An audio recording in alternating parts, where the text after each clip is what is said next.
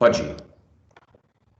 A gente vai falar sobre o capítulo 1 do livro, e ele começa falando sobre o nascimento de Dom Pedro I, não, II, quer dizer, que ocorreu dia 2 de dezembro de 1825. Nesse dia, todos estavam comemorando a vida do novo príncipe e futuro herdeiro. E depois o livro fala sobre Dom Pedro I, que virou o líder da independência política do Brasil e evitou o desmembramento do país. O Império não estava indo tão bem e em 1823, Dom Pedro I acaba com a Assembleia Constituinte e porque os poderes estavam fugindo das mãos dele. E então ele cria um novo poder em 1824, o poder moderador.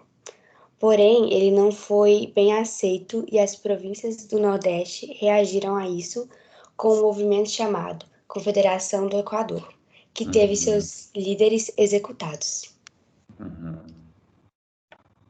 Em 1825, a independência do Brasil finalmente reconhecida por Portugal em troca de vantagens financeiras. Ainda em 1825, o Brasil enfrentou a Guerra da Cisplatina, que se deu devido à disputa entre Brasil e Argentina pelo território da Cisplatina, atual Uruguai. Os dois perderam e isso resultou na República do Uruguai. A guerra durou até 1828. Dom Pedro II completou seu primeiro aniversário em 2 de dezembro de 1826. 10 dias depois, sua mãe, a princesa Leopoldina, morre. Desde então, começaram a procura por uma nova esposa a Dom Pedro I, e 3 anos depois ele se casa com Dona Amélia de Leuchtenberg, princesa de Baviera. Em 1828, houve uma grave crise de sucessão do trono em Portugal, na qual Dona Maria da Glória não poderia suceder seu tio. 3 anos depois, no Brasil ocorria a Noite das Garrafadas, 3 dias de luta entre partidários e contrários a Dom Pedro I na rua. Com tantos problemas, Dom Pedro resolveu abdicar. Ele renunciou a seu filho, Dom Pedro II, que na época possuía apenas 5 anos de idade. Assim, ele foi para Portugal com Dona Amélia e sua filha, Dona Maria da Glória, para fazê-la rainha e acabar com a crise de sucessão em Portugal. Dom Pedro II, herdeiro do cargo de imperador, e suas 2 irmãs, que ficaram aqui, permaneceram sob o cuidado do tutor, José Bonifácio, que um tempo depois foi substituído pelo Marquês de Tanhem, eu não sei falar isso, porque se envolveu em uma conspiração com os simpatizantes de Dom Pedro I.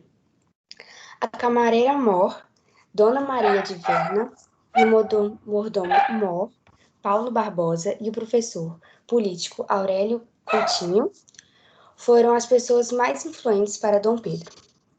Em 24 de dezembro de 1834, Dom Pedro I acaba morrendo e Dom Pedro II começou a estudar e ser educado para, quando completasse seus 18 anos, assumir esse trono. E isso Acabou. Tem só uma frase bem marcante no capítulo 1. Meninas, excelente, viu? Vocês conseguiram abordar todos os assuntos do capítulo, os assuntos mais importantes, mostrando justamente essa passagem difícil, né? Que foi o fato de Dom Pedro I ter renunciado, ter deixado aqui o seu filho herdeiro do trono com 5 anos de idade apenas, para substituí-lo. Então, o menino fica aqui sozinho, apenas com as 2 irmãs, a Francisca e a Januária, e ele fica sob a tutela do José Bonifácio, que depois acaba sendo preso, mandado embora, ele vai ter outro tutor. Então, a vida de Dom Pedro, quando ele era pequeno, Dom Pedro II, né, Pedro de Alcântara, é muito triste, porque ele está sem o pai foi embora, a mãe já havia falecido, ele mal conhecia a mãe. Aí tem outra coisa que é importante, porque Dom Pedro I, quando casa novamente com Dona Amélia, a Dona Amélia gosta dos meninos. A Dona Amélia vai gostar dos 4 filhos de Dom Pedro I, né? Os 4 filhos próximos ali, porque Dom Pedro teve um monte de filhos fora do casamento, né?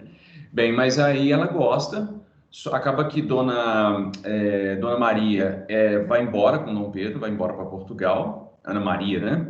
E a Dona Francisca e Dona Januária, a gente fala Dona porque eles são nobres, tá? Mas eles eram crianças de 8, 9 anos de idade. Mas a Dona Januária e a Dona Francisca ficam aqui no Brasil juntamente com o Dom Pedro de Alcântara, né? E aí ele cresce ali naquela rotina triste, sem o pai, sem a mãe. E aí o pai, em 1834, morre também. E aí ele fica numa situação complicada, porque não tem mais referência alguma de autoridade assim, próxima a ele, né? Então a mãe já havia morrido, o pai também. E, enfim, né? E aí ele vai ter que ser criado para assumir o trono brasileiro. É isso. Então, antes dele ser uma realidade como imperador, ele já era um mito. Um mito é uma esperança de fazer no Brasil um lugar melhor. Meninas, vocês vão partilhar o mapa mental aqui no. Ou vocês querem mostrar? Vocês querem Eu compartilhar a mandei. tela? Eu Você já mandei no. colocou? Aham. Tá ótimo. Não apareceu aqui para mim ainda não. Apareceu. Ah, o que vocês mandaram para mim. Foi você, Laura, que mandou para mim? Que me mostrou? Com a Raíssa, né? Foi Não foi. a Laura mesmo. Olha só, moçada, olha esse mapa mental aí. Dá uma fragada nesse mapa mental aí, que coisa maravilhosa, sensacional, espetacular. Umas alunas dessas nunca mais precisam estudar história, cara. Elas já vão tirar 100 e passar do oitavo para a terceira série sem precisar fazer prova. Isso é um espetáculo maravilhoso. Meninas, ó, maravilhoso, viu? Excelente apresentação de vocês. Deixa eu ver aqui quem é o próximo. Parabéns pelo trabalho, dedicação, compromisso. Isso vai trazer só benefício para vocês, viu, meninas? É o Bernardo. Ô, Bernardo, eu te dei um susto ontem, velho. Pelo amor de Deus, perdão, viu? Né, Bernardo Edmar? Falou pra mim Albergaria. que o negócio era 11h50. Eu mandei Putz, pra todo cara. mundo da turma, o povo acreditou. O povo, aí o povo já veio dando voadora na minha cabeça, né? O Edmar é um idiota. Edmar é um retardado. Edmar fica fazendo os horários. Eu que confundi tudo, cara. Foi Que mal. isso, eu acho que Viu, não. meninos? Perdão pela confusão de ontem, tá? Aí alguém me falta, de vez em quando eu dou umas escorregadas boas assim, aí a Gabriela do oitavo D me chama no canto assim, Edmar, você falou uma bobeira ali, viu? Eu falei, desculpa, Gabriela, perdão. Aí faltou a Gabriela do oitavo B para me chamar a atenção. Ô Lucas Salomão, você não me respondeu, você resolveu sua vida, meu filho? Meninos, então quem que vai? Vocês vão partilhar a tela ou vocês só vão falar? Não, a gente só vai falar mesmo. Beleza, de boa. A dupla é eu e o Franco, né? O Pedro Franco. Isso, E a gente vai isso. apresentar o capítulo 2. O capítulo 2 Massa. ele é dividido mais ou menos em duas partes. A primeira das partes fala mais da antecipação da maioridade dele, do golpe da maioridade. E a segunda parte fala da coroação. A gente dividiu que eu vou falar da maioridade e ele vai falar da coroação. Pode ser assim? Pode. Beleza. Vou começar aqui. Ainda faltava 3 anos para Dom Pedro fazer, tipo, se tornar o maior, né? E poder assumir o trono. Só que a Câmara e a população tava todo mundo irado, porque eles não queriam mais o regente que tava lá governando, eles não queriam ele mais governando, né? E eles queriam muito antecipar a maioridade de Dom Pedro. Aí eles fizeram várias reuniões e todos estavam de acordo com. Todo mundo estava de acordo com essa antecipação, né? E aí, Dom Pedro ele disse que ele não estava pensando muito nisso, mas ele estava escutando muito as pessoas falarem. E cada dia a população estava mais pressionando para que ele pudesse assumir. Aí, chegou um dia que perguntaram para ele se ele realmente ele aceitava, mas que eles não estavam muito de acordo com a desordem que estava. Aí Dom Pedro, ele não teve muita, não foi, deu aquela hesitada, sabe? Ele aceitou assim, de cara, isso que deixou todo mundo impressionado. E Uhum. porque ele realmente estava mostrando um lado missionário e uma maturidade que era difícil, né? Para ele. Só que ele foi muito bem criado, muito capacitado também. Aí ele aceitou. Um ano depois ia ser a coroação dele, né? Aí a partir dessa parte, o Pedro Franco vai falar.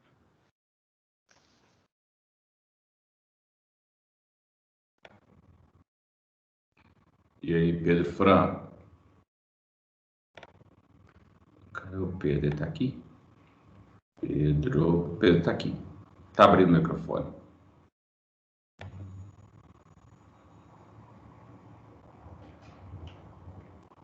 Ô, Pedro, a gente tá te escutando, não. Será que ele tá falando?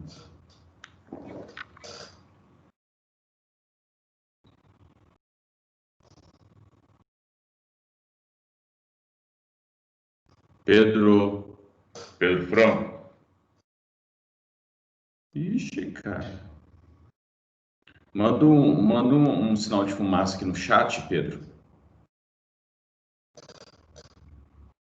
Vocês estão me ouvindo aí? Tá tudo certo? Esse silêncio eloquente aqui me deixou em dúvida se vocês.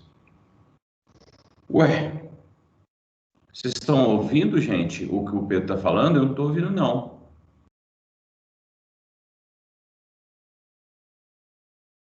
Aí, ó, viu, Pedro?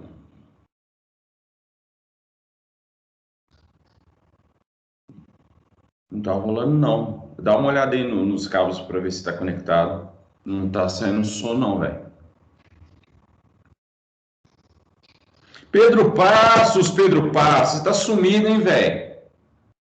Você não dá oi, não manda sinal de fumaça, não toca um tambor. Tem 787 mil anos que eu não vejo, que eu não ouço o senhor Pedro Passos.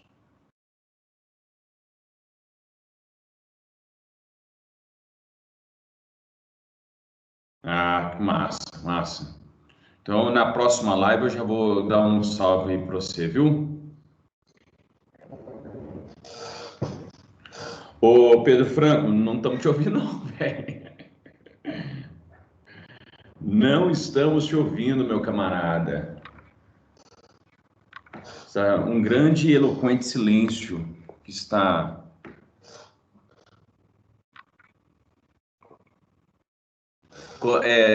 Tenta, sei lá, desconectar e conectar novamente. E agora? Agora foi. Ah, agora sim. Aí, depois que ele aceitou, o Dom Pedro, ele aceitou da maioridade, aí ele fez o juramento e um ano depois, foi 18 de julho de 1841, ia ser a festa e a coroação dele.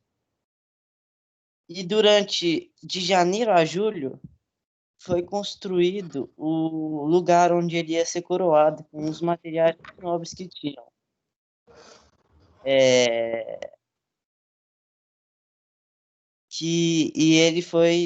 O projeto foi executado pelo Manuel de Araújo Portalegre.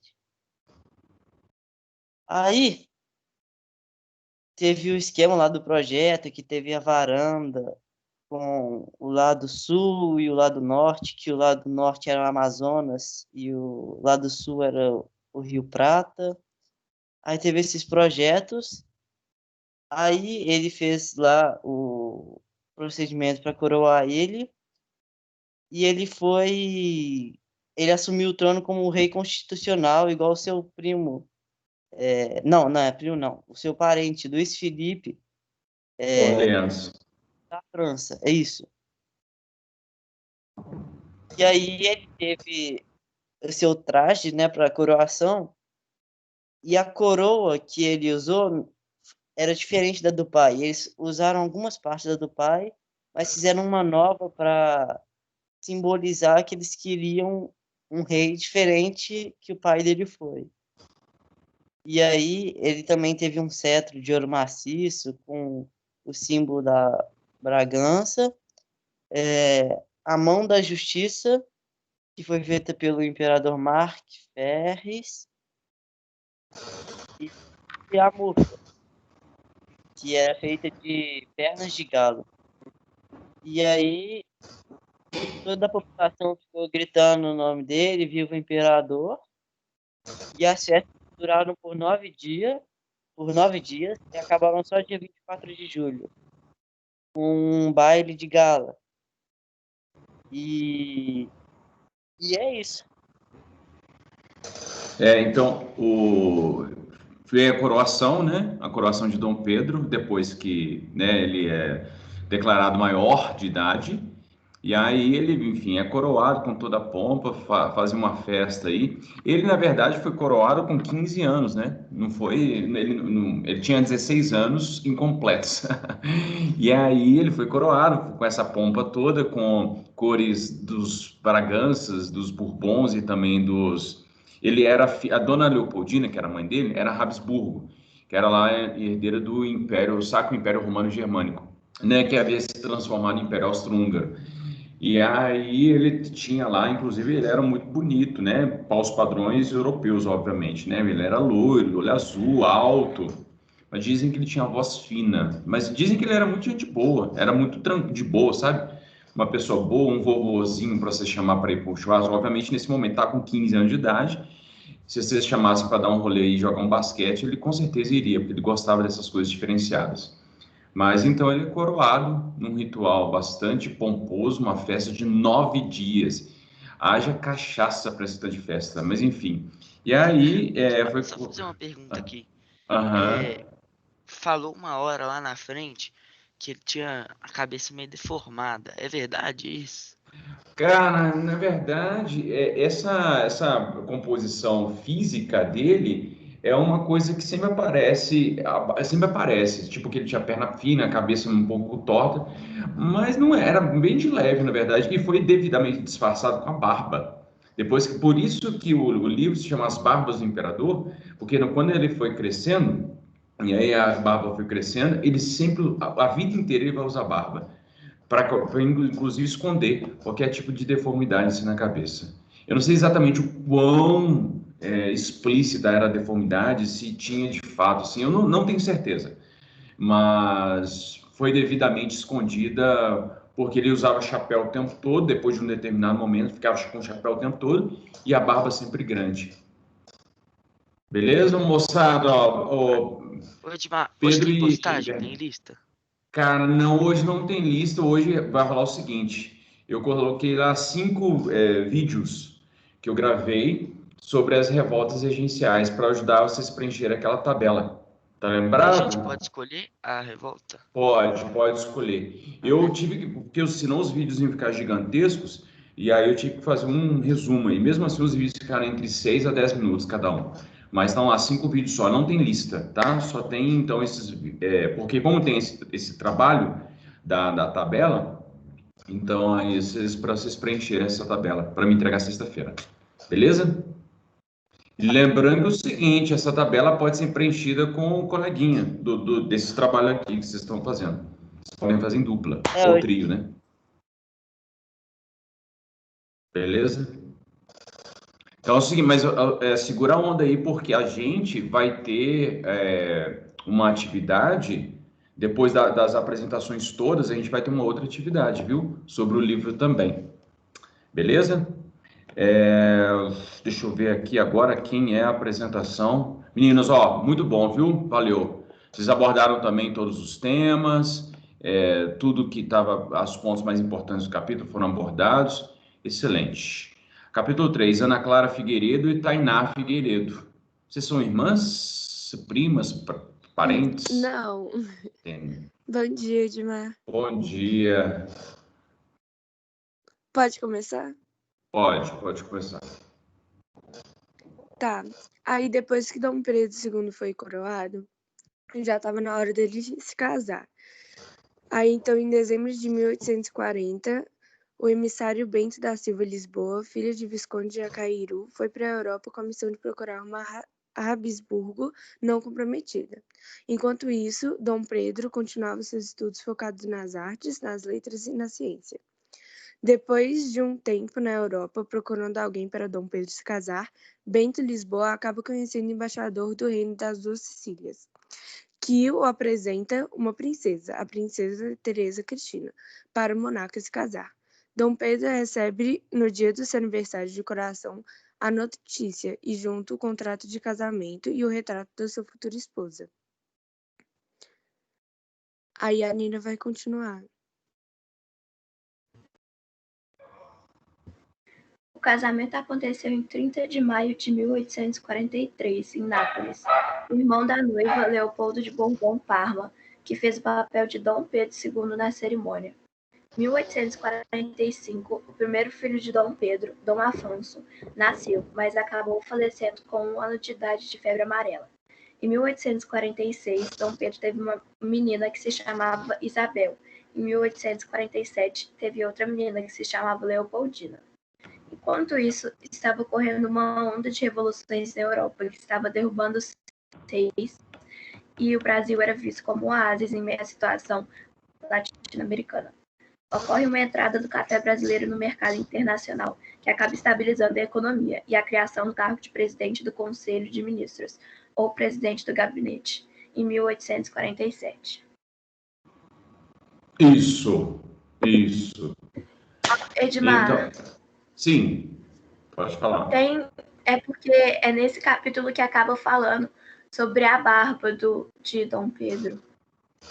Que a barba Que começa fala a crescer, né? Que fala que ele era retratado, ele era retratado, só as pessoas viam ele só em retratos. E aí a barba dele começou a crescer, e aí falava que dava um ar de maioridade nele. Exato, ele assumiu o trono com 15 anos de idade. 2 anos depois, já foram procurar a esposa para ele, né? E aí que foi a dona Teresa Cristina. E aí, bem, ele tinha que parecer adulto, né? Mas ele consumiu, consolidou seu casamento com 17 anos de idade. 17 anos, cara. E viveu o resto da vida, a vida inteira com a dona Teresa Cristina. Bem, mas o que acontece é que, então aí precisava mostrar um ar de maturidade para ele. O Dom Pedro, desde antes de ele assumir o trono, desde pequenininho, ele sempre foi demonstrado como um menino muito maduro. Aliás, tipo assim, ele brincava com as irmãs e tal, mas ele era um menino muito sério, muito reservado, muito discreto, não ficava rindo muito e tal, então ele ficava na dele, porque ele passava o tempo todo estudando, rezando, estudando, se preparando para assumir o trono. Então ele precisava não só antecipar a maioridade, mas mostrar que ele era um cara maduro. E aí a barba tinha uma função de mostrar que ele era mais velho. O que é engraçado é o seguinte, todas as vezes que a gente lembra de Dom Pedro I é sempre representado jovem. Obviamente que Dom Pedro também, primeiro, morreu jovem, morreu com 34 anos de idade. Agora, Dom Pedro II sempre é representado como mais velho, velhinho. Poucas são as imagens, poucos são os livros que trazem, quando vão falar de Dom Pedro, sempre mostram ele velho, não mostram ele novinho. Mas tem vários retratos dele novinho, inclusive. Né? Mas a intenção é sempre reproduzir a ideia de que Dom Pedro era muito mais maduro do que o próprio pai. Né? Muito bem, e aí ele foi, o emissário foi lá na corte dos Habsburgos, e aí não deram ideia para ele, não, porque a dona Leopoldina, que é a mãe de Dom Pedro II, era Habsburgo, e ela foi, dizem, né, muito maltratada na visão, inclusive, dos Habsburgos, que não quiseram conversa. E aí, no final das contas, foram encontrar uma esposa para Dom Pedro, lá no Reino das Duas Sicílias, na Itália, né, no sul da Itália. E aí encontraram e trouxeram a dona Teresa Cristina, que vai viver com Dom Pedro o resto da vida. E neste momento começa o desenvolvimento do Brasil. O café começa a entrar no mercado e Dom Pedro começa a tomar as primeiras atitudes para governar o Brasil, né? Criou o Conselho de Ministros, então ele começa a tomar as primeiras... O reino começa a tomar sua cara. Meninas, é excelente. Então também abordaram todos os temas... Bonitinho, limpinho, gostosinho, legalzinho. Muito bem. Então, as Ana Clara e Tainá apresentaram. Agora, Letícia, Laura e Sofia. É isso, meninas? Isso. Pode compartilhar o PowerPoint, Edmar? Pode compartilhar.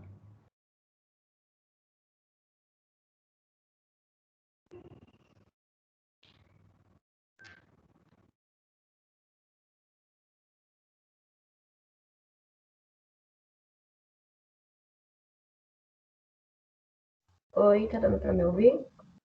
Tá dando para ouvir. No meu grupo a gente vai falar um pouco sobre o capítulo 4 do livro. E a gente dividiu ele em 3 partes para todo mundo conseguir falar, tá, Edmar? Beleza. Pode passar, Laura.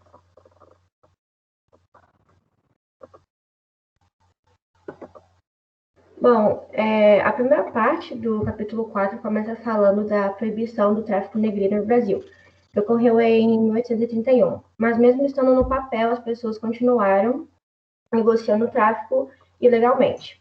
E o Estado meio que tolerava ainda o tráfico. Bom, e quem revistava e prendia e perseguia esses traficantes, né, eram os ingleses, pois havia uma lei na época que dava esse poder à Marinha Britânica de exercer isso. Mas o problema é que invadir os territórios brasileiros. Não podia. Bem, e mesmo que o tráfico negreiro fosse um negócio muito lucrativo, ele trazia uma má imagem, uma má reputação para um país. E desculpa, Edmar. E o Brasil sempre tentou evitar esse tipo de imagem. E com isso, no dia 4 de setembro de 1850, aprovaram a lei antitráfico e agora eram as marinhas brasileiras que ficavam de olho nos navios suspeitos de tráfico negreiro. E agora que o dinheiro que circulava por conta do tráfico, agora circulava em alguns novos investimentos.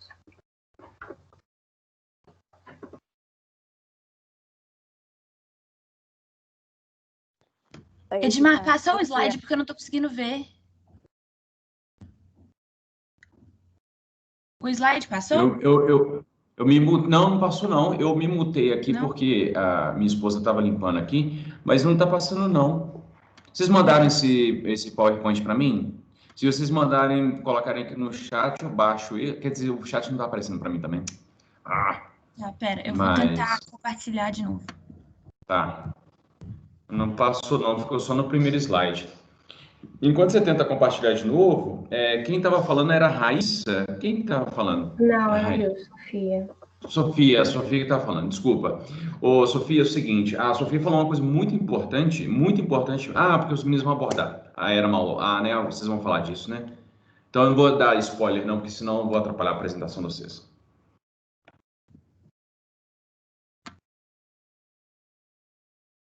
Falei o que eu tinha que falar, agora é a Letícia.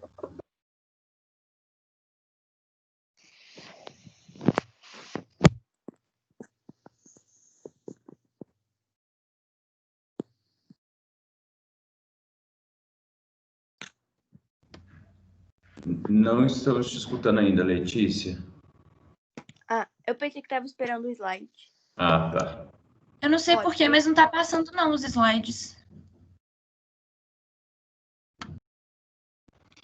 Isso acontece, o Teams de vez em quando ele dá uma travada nos slides, então não tem problema não. Mas já deu para ver, ficou muito bem organizado, viu?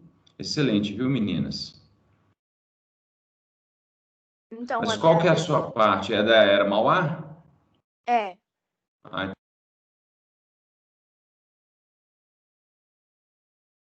Pode ir? Pode? Pode. Depois do tráfico, muitas outras mercadorias chegaram no Brasil. E agora a capital que pertencia ao tráfico pertenciam aos negócios. E em 1850, ou a Era Mauá, as pessoas conheciam pelos investimentos na área financeira e na área industrial. E nessa época, aconteceu o processo de organização do Rio de Janeiro. E aconteceu a introdução de iluminação a gás, a rede de esgoto e de bondes puxados a burros e de calçadas de paralelepípedos. Com a urbanização, os casos de outras doenças, principalmente a febre amarela, aumentaram, causando muitos óbitos. Na época, foram organizados bailes, tanto para as pessoas se divertirem, quanto para interesses políticos. Essas reuniões políticas eram principalmente entre os Luzias e os Saquaremas. Apesar desses grupos políticos terem algumas coisas em comum, eles também tinham muitas diferenças, mas a principal é que os Saquaremas queriam a centralização e a união dos plantadores com o governo, mas os Luzias, eles defendiam a autonomia das províncias, ou seja, uma divisão territorial. O Dom Pedro II começou a ficar mais insatisfeito com a cultura e a vida social no país. Por isso, na página do livro Confederação dos Tamoios, que era tipo um diário para ele escreveu que faltava organizar moralmente a sociedade e faltava também uma elite. Por isso ele decide que está na hora de começar a cultura própria e oficial, criar uma nobreza particular e criar um novo projeto nacional, ou seja, uma nova visão de país.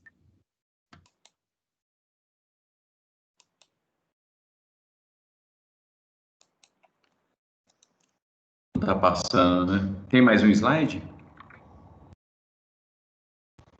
Não acabou, né? Deixa eu ver aqui, deixa eu ver. O capítulo 4, isso. A boa sociedade, isso. Ah, tará. Isso. Não, tudo certinho. Já abordaram tudo. Meninas, então esse capítulo 4, ele se chama A Boa Sociedade. Mostra justamente como é que no capítulo 3, o Brasil está começando a querer tomar forma, o governo de Dom Pedro. Agora, já no capítulo 4, mostra exatamente o que aconteceu.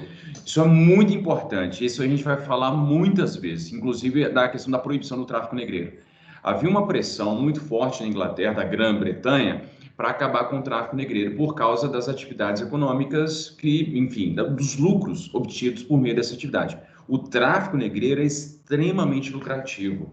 Os caras iam lá, os traficantes iam até lá na África com um custo bem baixo, era um custo significativo, mas bem baixo comparado com o preço da venda.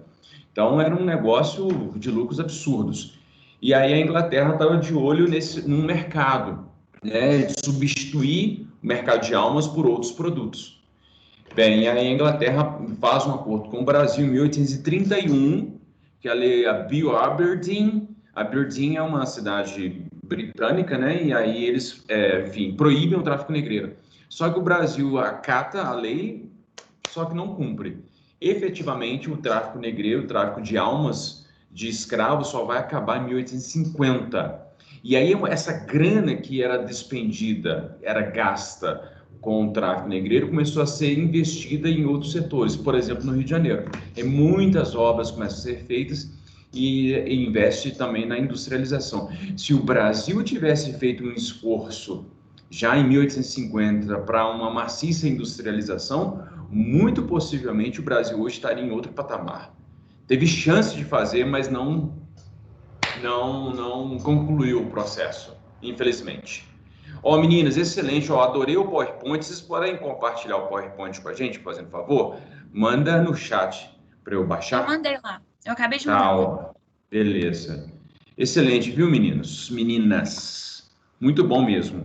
Maravilhoso, espetacular, sensacional. Vocês são feras demais a conta. Agora é o capítulo 5. O capítulo 5 é Clara de Castro e Fernanda Ribeiro. Vocês estão aí, meninas? Oi, Edmar, bom dia. Bom dia. Oi, bom dia. Eu vou apresentar o PowerPoint que a gente fez, tá? Tá ótimo.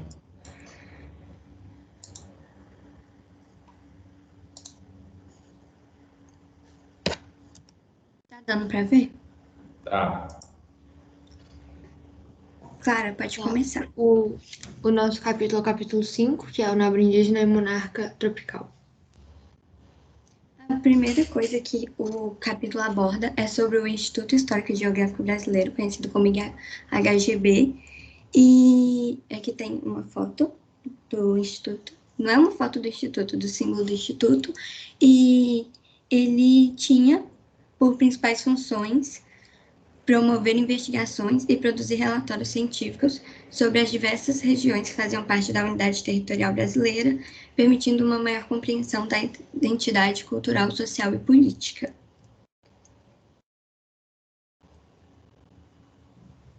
O livro deixa bem claro como que Dom Pedro II achava a política tediosa e fala que Dom Pedro preferia atividades relacionadas às letras e ciências. Então, ele aproveitou que em 1850 a política estava estável e ele se dedicou ao que ele gostava mais e achava que era mais importante como imperador, que eram os projetos culturais. Então, ele começou a participar das suas sessões do IHGB e seu objetivo era alcançar o império por meio da cultura. E aí tem uma frase que ele escreveu no diário no dia 31 de dezembro de 1861. Nasci para consagrar-me às letras e às ciências. Ao ocupar a posição política, preferia de presidente da República ou ministro de imperador. E esses projetos culturais, eles tinham a intuição, né, de construir uma memória para o Brasil, e com a construção de uma memória se tornou uma questão quase estratégica para consolidar a monarquia. Para isso, faziam parte da corte historiadores para cuidar da memória, pintores para enaltecer a nacionalidade e literatos para que artigos que simbolizassem o Brasil e o Império. Então, no final do século XVIII, surgiu um movimento artístico-filosófico chamado Romantismo, que ele era o oposto ao classicismo e ao culto da deusa razão. E eram pontos relevantes nesse movimento as emoções, a criatividade, a religião e a natureza. E no caso do Brasil, o romantismo buscava inspiração nas raízes nacionais. E então, desde 1840, os românticos brasileiros, que eram as pessoas que faziam parte desse movimento no Brasil, passaram a frequentar o IHGB e eles usavam a revista desse instituto para divulgar suas ideias. E como o movimento no Brasil buscava inspiração nas raízes nacionais, o indígena se tornou símbolo do Estado brasileiro, recém-fundado. Ainda dentro do romantismo, o livro ele nos apresenta algumas obras, e aí aqui nessa apresentação a gente vai abordar 3. A primeira foi a Confederação dos Tamoios, de 1856. Ela foi financiada por Dom Pedro II e escrita em sua homenagem. A obra, ela conta a saga da nação tamoio, que é descrita como brava, e ela luta pela liberdade contra os portugueses que são descritos brutos e colonizadores. Aí a gente consegue ver que ela valoriza os indígenas. Só que, por outro lado, eles também elogiam os portugueses como os brancos puros, porque eles também fazem parte da nação brasileira. E como a obra foi escrita em homenagem a Dom Pedro II, ela elogia o Império de Dom Pedro como justo. A segunda é Iracema, de 1865, e ela simboliza os primeiros habitantes do Ceará e a união entre indígenas e portugueses, e essa união mais tarde formará uma nova raça que faz parte do Brasil hoje em dia. Uma curiosidade legal sobre Iracema é que, se você for perceber o nome, ao contrário, representa tipo a América, é América ao contrário, só que com as últimas letras trocadas de lugar. O Birajara, que é um livro irmão de Iracema, ele também mostra essa união e coloca o indígena como herói da nação brasileira.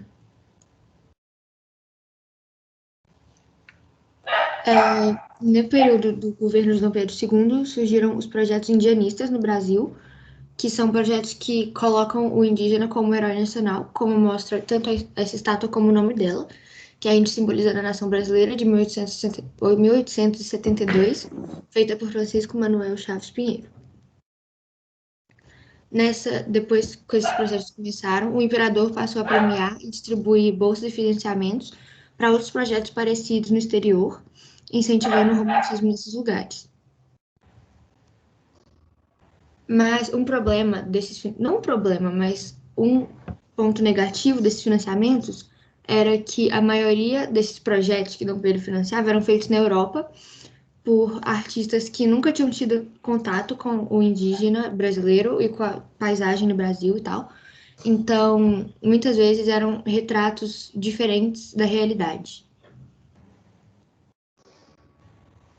E como o indígena foi colocado como uma entidade muito importante no Império, ele passou a fazer parte do poder imperial das cerimônias oficiais. E foi isso o nosso trabalho. É isso. Meninas, espetacular, maravilhoso, viu? Sensacional. Vocês abordaram também todos os tópicos e assuntos no capítulo. Aliás, muito bem, fizeram uma análise muito interessante, porque neste momento, olha só, o capítulo anterior a gente estava discutindo a questão do investimento que foi feito econômico na estrutura do Rio de Janeiro, na industrialização. Bem, agora era necessário fazer uma justificativa ideológica do reino. O que, afinal de contas, que tipo de Estado a gente está construindo? É um Estado autenticamente brasileiro. E se é autenticamente brasileiro, a gente precisa fundamentar esse Estado, resgatando as raízes culturais do país. E onde estão as raízes culturais? Nas histórias indígenas, que foram romantizadas. Obviamente que, né, as personagens das histórias foram robustecidas, foram colocadas com qualidades mágicas, inclusive, mas servia a um propósito. firmar ideologicamente, literariamente, o reinado, né? O governo de Dom Pedro II, para mostrar que Dom Pedro II era o governante de todos, né? Dos portugueses e dos indígenas. Qual é a figura que está faltando aí? Dos negros, né? Que é impressionante, porque quando a gente pega uma lupa e vai analisar assim detalhadamente, a gente vê uma tentativa dos grupos políticos resgatarem essa história, esse vigor indígena, assim, mas os africanos sempre são colocados à margem, sempre, mesmo nesses momentos aí de justificativa ideológica. Meninas, maravilhoso, sensacional, espetacular, gostei muito. Por favor, compartilhem esse PowerPoint conosco aqui no chat. Muito Eu já obrigado. coloquei, Edmar. Ótimo. Muito bom. Estou encantado com vocês. Matheus Magalhães, Enzo e Bruno, vocês estão aí? Tamo. Acho que dá para apresentar ainda. Opa! Que isso, gente? Que vozinho de vocês aí? Que isso? Pode meter a fita aí. Eu não sei, de repente foi assim.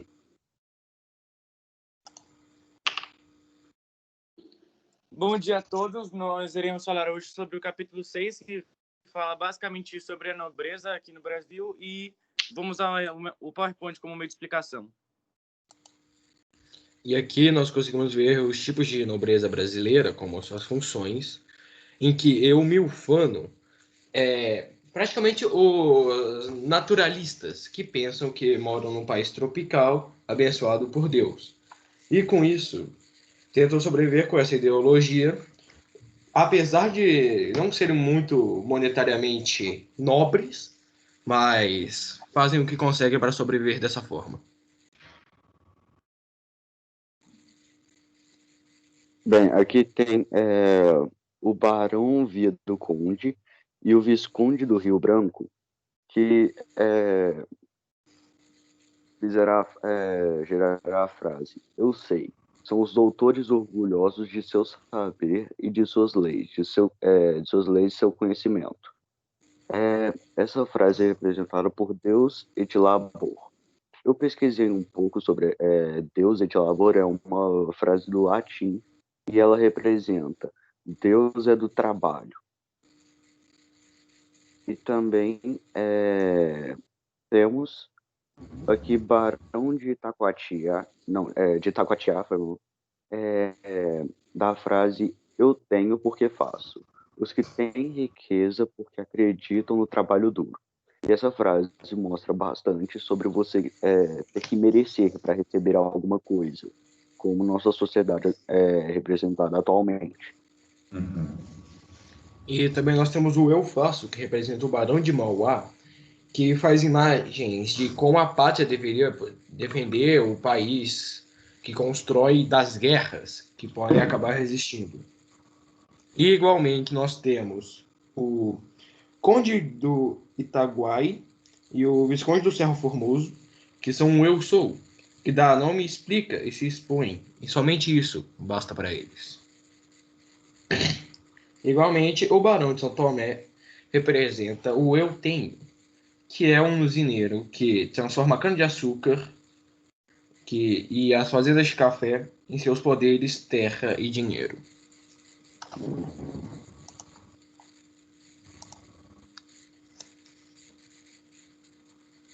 E agora eu vou falar sobre o requerimento para se tornar nobre. Você tinha que pagar primeiramente 30 mil reais para o governo, depois você tinha que pagar a carta fidalguia em caracteres gráficos dourados, que custava 130 mil reais. Você tinha que pagar um álbum para colocar a sua foto de 32 mil reais. Você também tinha que pagar uma encadernação do veludo que custava 50 mil reais. Você tinha que comprar o selo da carta de sua nobreza, que custava 70 mil reais. Totalizando 312 mil reais para um título que nem era hereditário e quando você morria acabava. E atualmente 312 mil reais, como antigamente, é um valor muito alto. E aqui nós vamos ver o início do capítulo, que falava sobre os tipos de nobreza europeios, que eram bem diferentes da brasileira, que na nobreza francesa, eles consideravam muito o ser externo, que era o conceito baseado de adorno do rei, que media a forma de se agir, de se vestir e de se sentir, o que foi tratado no final do capítulo como mais ou menos uma manipulação para que você não mostre como você realmente está se sentindo. Bem, a nobreza portuguesa era uma nobreza um tanto diferenciada, porém bem comum na época. Ela era conhecida como uma nobreza de guerrilha. E com isso, todos os soldados do exército eram considerados nobres naquela época. E também esse quesito era bem contradizente, porque se você for pegar o maior cargo nobre, seria o rei. Porém, Dom João VI nunca nem pensou em pisar no campo de batalha, tanto que ele fugiu, entre aspas, para o Brasil. E foi isso. Muito obrigado por assistir. Ô, meninos, muito bom. Dom Pedro II, ao longo dos 49 anos que ele ficou no poder, ele deu 1.400, ele concedeu 1.439. Era uma forma de arrecadação de dinheiro. E aí o povo, a elite, que queria se mostrar, pagar de boa zona, e aí comprava título, e é um título que não era hereditário. Então, assim, gastava-se muito dinheiro para apenas ostentar um título, para ser chamado pelos outros. Muito possivelmente, vocês aí, eu já dei aula para umas 5 ou 6 alunos que os parentes deles foram nobres na época do Império. Dá uma investigada aí depois, viu? Moçada, infelizmente, a gente só apresentou 6 capítulos, e aí, portanto, a gente precisa terminar a apresentação. Então, a gente vai ter que utilizar mais uma aula, tá? Na terça-feira da semana que vem, nesse mesmo horário, a gente vai ter que continuar as apresentações. Tá bom, moçada? Então, essa semana, hoje só tem lá os 5 vídeos, vocês fazem a tabela. Na sexta-feira, a gente se encontra na aula, tá bom? Um grande abraço para vocês, fiquem bem, até a próxima. Até a próxima. Tchau, gente. Tchau, Edmar. Tchau, valeu. Parabéns, viu, meninos? Excelente, viu, Matheus, Enzo e o Bruno. Muito bom, gostei bastante. Gostei de todas as apresentações. Falou, Edmar, valeu. Valeu.